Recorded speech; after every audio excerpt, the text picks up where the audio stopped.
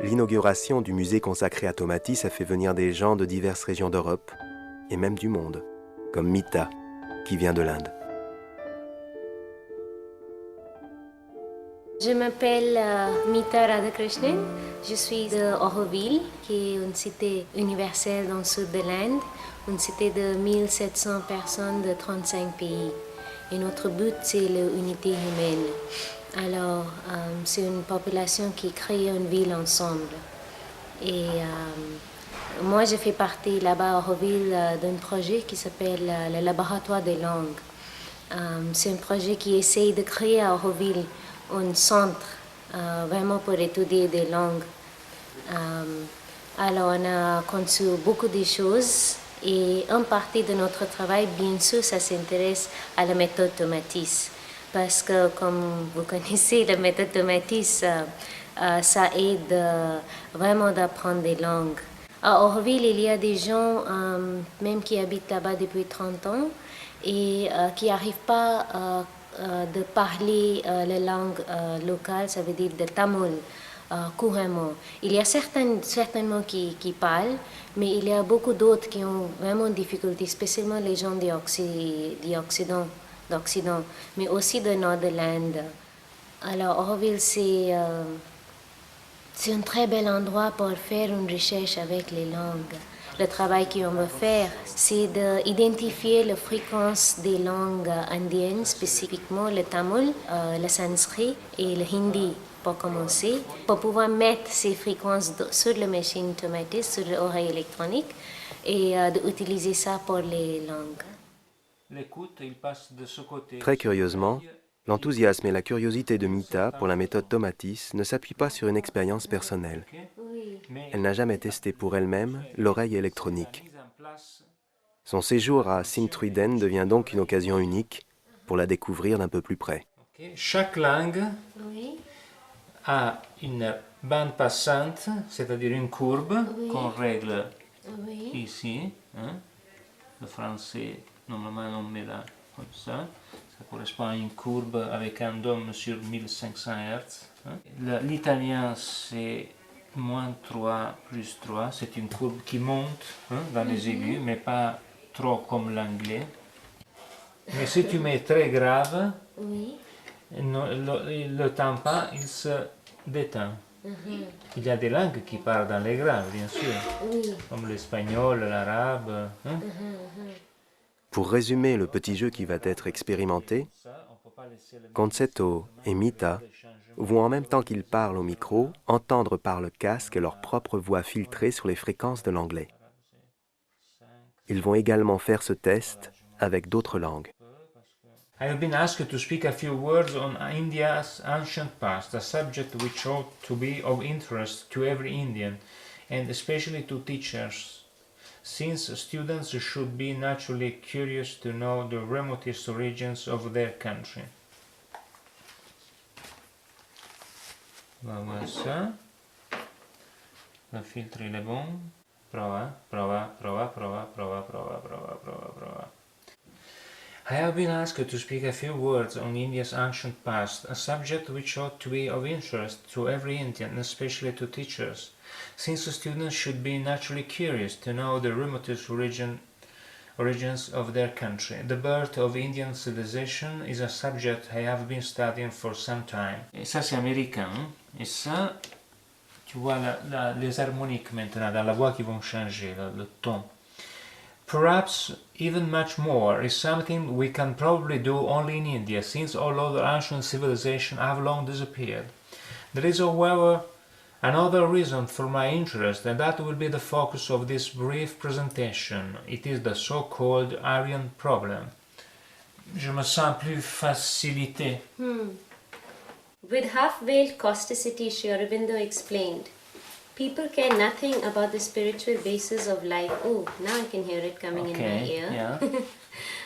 People care nothing about the spiritual basis of life, which is India's real mission and the only possible source of her greatness, or give to it only a slight secondary or incidental value, a something that has to be stuck on as a sentiment or a bit of coloring matter. Here you have not the Indian listening of English. Because in India you don't have the same accent We have than a in different, England. yes, yeah. Here I gave you the English accent of England because I gave you all the times and regulation of frequencies. D'accord. At the beginning you have to adapt to these new acoustics and rhythms, so you feel that you don't catch the meaning. Oui. But it's like the baby when they start to learn language doesn't know the meaning, just exercise the phonatory apparatus to learn how to talk, and then you put the meaning on the words. J'ai mis un temps de retard de déclenchement de l'oreille qui est proche de celui d'un natif anglais, qui est typique du sud de l'Angleterre. Par feedback audiophonatoire, ça influence la vitesse d'émission phonique. People care nothing about the spiritual basis of life, which is India's real mission and the only possible source of her greatness. Et en même temps, j'ai changé la bande passante, l'équalisation de la courbe. Je l'ai mis proche de celle anglaise, que c'est une exaltation des aigus.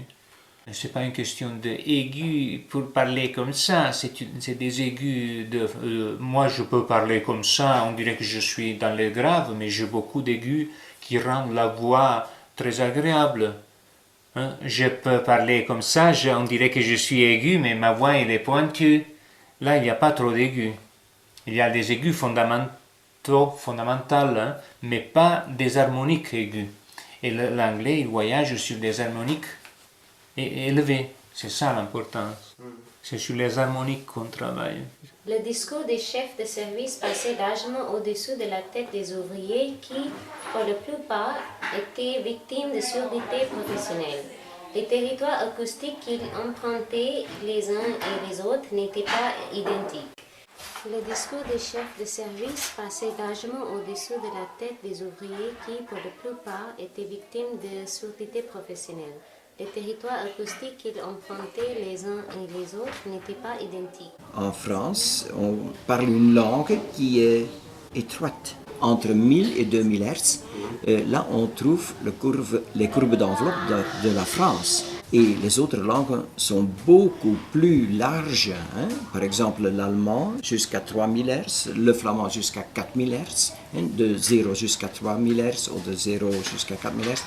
Les Russes ont une bande extrêmement large. C'est pour ça que les Russes parlent beaucoup plus vite une autre langue que les autres peuples. Les Français l'ont vraiment difficile, parce que leur tunnel est trop petit.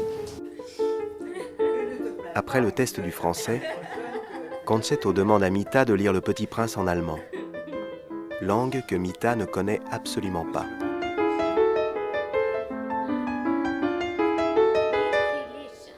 Die wir wissen, was das Leben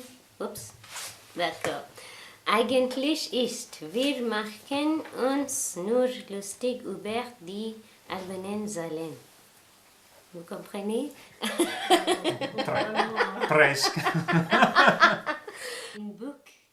Le casque sur les oreilles et les réglages effectués, quelques sonorités commencent à émerger, cette fois plus convaincantes. Sans s'en rendre compte d'ailleurs, Mita commence à se sentir plus à l'aise et poursuit inlassablement sa lecture. Lebensjahr nie an der Versuch gemacht hat als die mit einer geschlossenen und einer offenen Reisenstange. Ich werde selbstverständlich versuchen. Très bien. Aber das Mot... Ok. Elle ne voulait pas arrêter, hein? Et ça, c'est intéressant que quand il rentre dans la dynamique de la langue, c'est... Ben ça, c'est la première fois que j'ai lu allemand. Il faut bien un commencement à quelque chose. Hein. Qu'est-ce qui s'est passé? Il y a un changement de ton, il y a un changement de rythme, et puis il y a certainement une meilleure prononciation. On peut presque comprendre, toi qui comprends un peu l'allemand. Hein. Alors on lit sans comprendre, mais on lit quand même. Hein. Et tu avais quand même quelques notions, non?